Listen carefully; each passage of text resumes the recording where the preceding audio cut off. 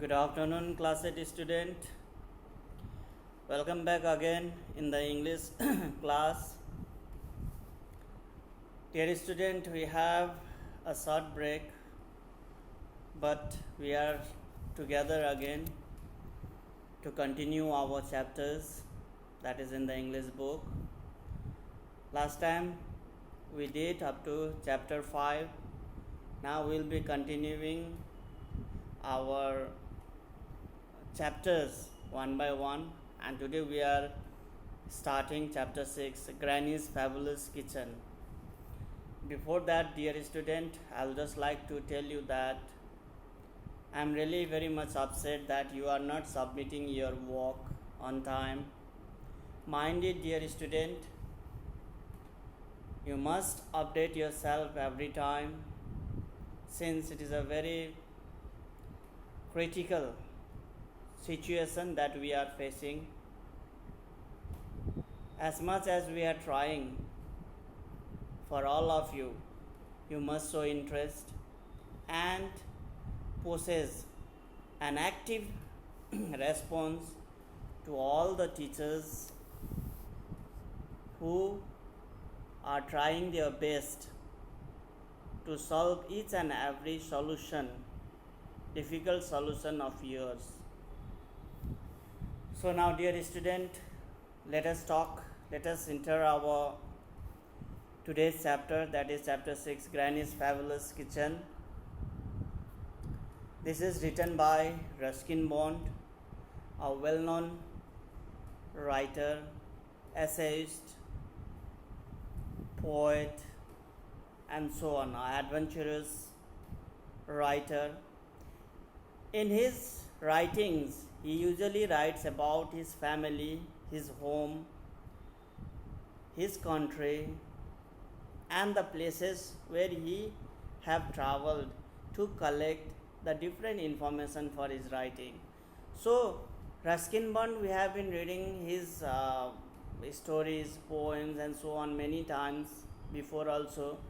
So I thought that you will be able to write about him, and I have given in the classroom app also, assignment in classroom app also, to write about the paragraph about Ruskin Bond, and that is also I am not getting. So be careful, dear student, be attentive and be sincere in your work. So I'll leave that work, writing a paragraph on Ruskin Bond. I'll leave that work up to you. Just find it out and submit me a beautiful paragraph on him. Now let us move to our today's chapter. Let us talk. And as before also I have told you that the classes will be divided into part A and part B. Today we will be completing part A, and later we will be completing part B. Now let us move to our lesson. It is chapter 6, Granny's Fabulous Kitchen. Granny, it means grandmother. Everybody, you must have the grandparents, isn't it? And you may love them very much. Here also we are going to talk about Ruskin Bond and his granny's fabulous kitchen. Grandmother का, दादी का बहुत अच्छा kitchen. Fabulous का मतलब होता है excellent, very good, बहुत अच्छा. वो किचन के बारे में हम लोग पढ़ेंगे, और what granny prepares for his eating items, will be talking about that. Now let us have a look what is there inside the box first. Ruskin Bond refers to himself as Rusty in the autobiographical stories about his boyhood. Rusty's favorite place as a little boy was his grandmother's kitchen. Read on to find out why. अब यहाँ पे Ruskin bond के बारे में इस छोटा सा autobiography है, शॉर्ट स्टोरी, इंसिडेंट नहीं, स्टोरी जैसा छोटा है. And I have given you the information about, explain you about the autobiography and biography. Biography का मतलब होता है हम लोग किसी के बारे में लिखना, ऑटोबायोग्राफी का मतलब होता है खुद अपने बारे में लिखना, खुद अपना आप खुद ही को कैरेक्टर बना के लिखना, उसको हम लोग ऑटोबायोग्राफी बोलते हैं। So now here also it is a short story, autobiographical story about Ruskin Bond, where he talks about his granny's kitchen, उसका ग्रैंड मदर का किचन के बारे में बताता है. Let us go paragraph by paragraph. As kitchens went, it wasn't as big as the bedroom or the living room, but it was big enough and there was a pantry next to it. What made it fabulous was all that came out of it, good things to eat like kebabs and curries, chocolate, fudge and peanut, toffee, jellies and gulab jamuns, meat pies and apple pies, stuffed turkeys, stuffed chickens, stuffed eggplants and hams stuffed with stuffed chickens. Now, here the Ruskin Bond is talking about the different fruits and the granny's kitchen. He is talking about a small room, that is pantry, that is called the pantry, small room where food is kept. खाने का सामान जो खाने का चीज़ खाने का सामान जो रूम में कलेक्शन करके रखते हैं हम लोग, उस रूम स्मॉल रूम को हम लोग पैंट्री कहते हैं. ना यहाँ पर भी लिविंग रूम का मतलब होता है आप लोग जहाँ बैठते हैं, जहाँ आप लोग सोफ़ा वगैरह वहाँ जहाँ बैठ के मीटिंग करते हैं, गैदरिंग्स करते हैं, उसका हम लोग लिविंग रूम कहते हैं. But it was big enough and there was a pantry next to it. अब वो लिविंग रूम के नज़दीक में पैंट्री था where different kinds of foods were kept. अब फूड आप देखो यहाँ पे बताया गया है, what made it fabulous was all that came out of it. अब good things to eat like kebabs आप लोगों को मालूम ही है, curries, chocolate fudges and peanut toffee, jellies and gulab jamun. Meat pies का मतलब होता है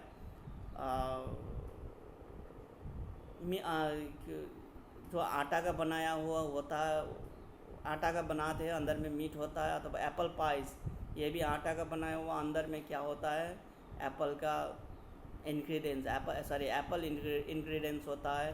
टर्कीज तो मालूम ही है, it is a kind of bird just like hen. Stuffed chicken, stuffed eggplants and hams stuffed with stuffed chickens.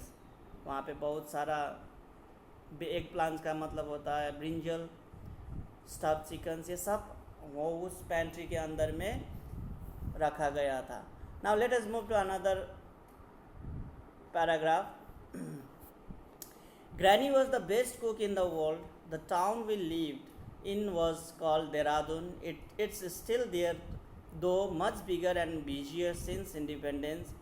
Granny had a house, a large rambling bungalow on the outskirts of the town. In the grounds were many trees, most of them fruit trees, mangoes, lychees, guavas, bananas, papayas, lemons. There was room for all of them, including a giant jackfruit tree casting its shadow on the wall of the house. Now यहाँ पर दूसरी जगह में बताया है कि उसका granny बहुत अच्छा कुक था, फैबुलस कुक था, एक्सीलेंट, वेरी गुड. अब दूसरी बात, हर बच्चे को अथवा फैमिली को जो एजेड पेरेंट्स है वो लोग जो भी बनाता है सब लोग उसको पसंद करते हैं. Either it is respect, either it is love, but what ever it is they will always praise whatever they prepare for their family. अब जो बुजुर्ग पेरेंट्स ने बनाया हुआ खाने का तारीफ सब लोग करते हैं फैमिली में. And it is true that it is delicious also, it is tasty also, क्योंकि उन लोगों के पास खाना बनाने का एक्सपीरियंस, अ लॉन्ग एक्सपीरियंस होता है. So it is also so that also it taste good. Now यहाँ पे the town we lived it was called Dehradun था. देहरादून है वो लोग जो टाउन शहर में रहता था. It is still there much bigger and busier since independence. स्वतंत्र होने के बाद में ये शहर अभी थोड़ा बड़ा हो गया और थोड़ा बिजी भी हो गया. There are lots of people running here and there, they have the different kinds of work to do. So the town is very busy nowadays. Granny had a house, a large rambling bungalow on the outskirts of the town. अब यहाँ पे granny का बहुत बड़ा bungalow था. Bungalow तो आप लोगों को मालूम है, bungalow itself has the name bungalow, बड़ा, बहुत बड़ा. उस वो बंगलो बहुत ज़्यादा लंबा था अथवा उसका इमारत इधर उधर फैला हुआ था. मतलब it is long and it has been the buildings sector has been moved here and there. Now उसके अंदर में उन लोगों के पास था. आउटस्कर्ट्स का मतलब होता है शहर अथवा सेंटर, किसी भी शहर अथवा शहर का सेंटर से बहुत दूर, जहाँ पे धुआं जो होता है, शहर का माहौल नहीं होता है. आउटस्कर्ट्स, उसको हम लोग आउटस्कर्ट्स बोलते हैं, शहर से दूर कहिए, in a simple way. And there were trees like mangoes, lychees, guavas and so on. These are all the trees that his granny had planted, and there were lots of fruits also. उसके अलावा एक Jack fruit था. Jack fruit आप लोगों को मालूम ही है, कटहर कहते हैं. तो वो इतना बड़ा था कि it was not adjusted in the garden along with the other trees. So it was separately planted, and the shadow of the jackfruit, it fell on the walls of the house. Jackfruit का जो पेड़ था उसका छाया घर के जो walls है, दीवार, वहाँ पे गिरता था, पड़ता था. Now let us move to another paragraph.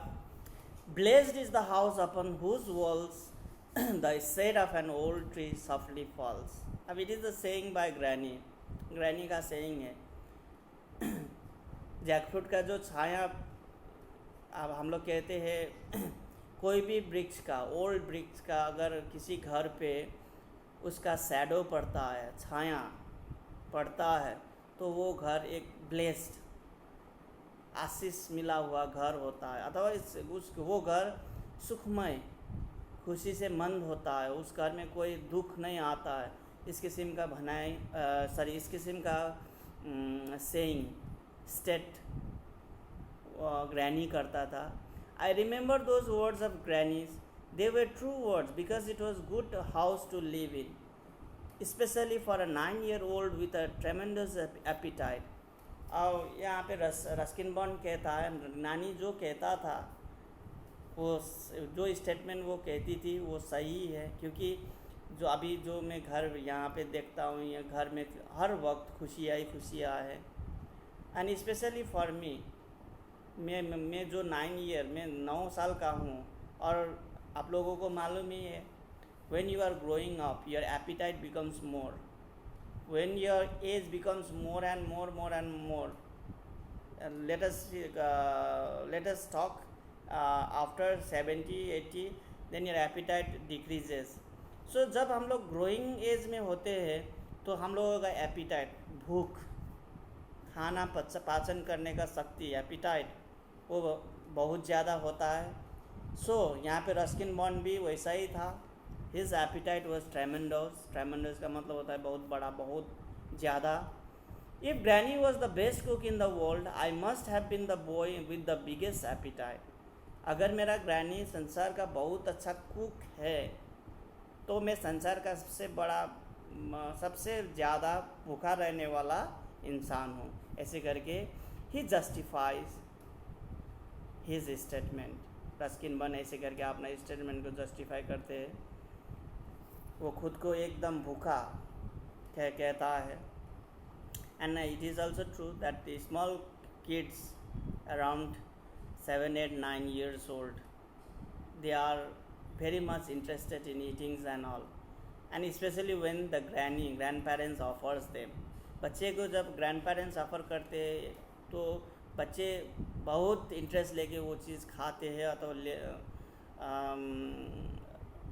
उसको लेते हैं, क्योंकि उन लोगों के जो देता है अथवा जो व्यवहार करता है बच्चे के ऊपर, वो एकदम जेंटल होता है, हार्श नहीं होता है. कि मम्मी पापा तो कभी कभी गुस्से होता है, कभी कभी मारता भी है, लेकिन ग्रैंड पेरेंट्स जो है वो अपने जो पोता पोती है उसको हर वक्त प्रेम करता है, प्यार देता है।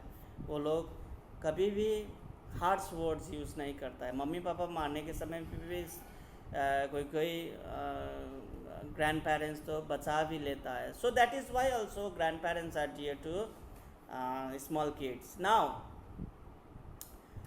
I was very lucky because not every boy has a grandmother who can cook like an angel. That is, if angels do any cooking. Now, यहाँ पे रस्किन बॉन्ड ने अपना ग्रैनी को एंजल से कॉम्पीट किया है अथवा एंजल से उसको तुलना किया है। अगर मेरा ग्रैनी इतना अच्छा कुक करता है, like an angel, a very good cook, that means a very excellent cook, I was very lucky because अब मैं एकदम खुशमंद हूँ अथवा मेरा भाग्य बहुत अच्छा है, किस्मत बहुत अच्छा है कि मेरा ग्रैनी बहुत अच्छा खाना पकाती है। And I don't have any doubt to say that she is compared to the angel. If angel can prepare the food, cooking कर सकता है एंजल, तो मैं ग्रैनी को एंजल से कंपेयर कर सकता हूँ। ऐसे करके रस्किन बॉन्ड कहता है। Now let us move to our next paragraph. Every winter when I came home from boarding school, I would spend at least a month with Granny before going on to spend the rest of the holidays with my parents in Assam, where my father was the manager of tea estate. The tea gardens were great fun, but my parents couldn't cook. They had a khansama, a professional cook who made good mutton curry, but little else. Now यहाँ पे granny का जब मेरा boarding school ख़त्म होता है तो मुझे हर वक्त ग्रैनी के पास ही रहना पसंद करता हूँ, क्योंकि आप लोगों को अभी तक मालूम पड़ा है ग्रैनी के पास क्यों वो रहना चाहता है। शायद ग्रैनी डांटता नहीं होगा उसको हर वक्त प्यार करता होगा और अच्छा खाना, डिलीशियस टेस्टी फूड खिलाता होगा। और वो मम्मी पापा जो आसम में थे, जहाँ पे उसका पापा मैनेजर थे टी स्टेट का, तो वहाँ पे वो ज़्यादा जाने का मन नहीं करता था, वहाँ रहने का। He wanted to stay with his granny only, लेकिन फिर भी जाना पड़ता था। अब वहाँ पे जाने के बाद क्या होता था, why he didn't like, because वहाँ पे खाना जो ग्रैनी के घर में तो ग्रैनी खुद बनाते थे अच्छा खाना, and she used to give him more and more, plenty to his will. लेकिन यहाँ पे मम्मी पापा के घर में थोड़ा स्ट्रिक्ट रूल्स होगा, इसीलिए भी पसंद नहीं है रस्किन बॉन्ड को। और वहाँ पे खानसामा रखा हुआ था खाना पकाने के लिए, a professional cook who made good mutton curry but little else. अब यहाँ पे खानसामा जो मटन करी बनाता था, तो mutton curry it is like by the small children also, बच्चे रस्किन बॉन्ड को भी बहुत पसंद था। लेकिन क्या करे, वहाँ पे लिमिटेड, वो खानसामा लिमिटेड देता था उसको, ठीक मात्रा, उसे ज़्यादा नहीं देता था, मोर देन दैट नहीं देता था। So it was difficult for such kind of boy with a great appetite to survive in his mom's and dad's house. तो यही कारण भी है कि बच्चे को ग्रैनी बहुत पसंद था, और हर वक्त छुट्टी के समय जब उसका वैकेशन होता था तो वो हर वक्त ग्रैनी के पास ही जाना पसंद करता था। So this was a short autobiography, a short story about Ruskin Bond, and this was the last paragraph that we will be reading today. Tomorrow we will continue the chapter in part B. So dear student, since we have completed 4 paragraphs today and there are different underlined words, you have to copy it in the note copy. You have to learn the spellings and you have to know the meanings too. So now let us stop here, dear student. We will be meeting in next classes. Till then, have a nice time. Have a good day and try to do all the works that has been given till now. Thank you for listening. Bye bye.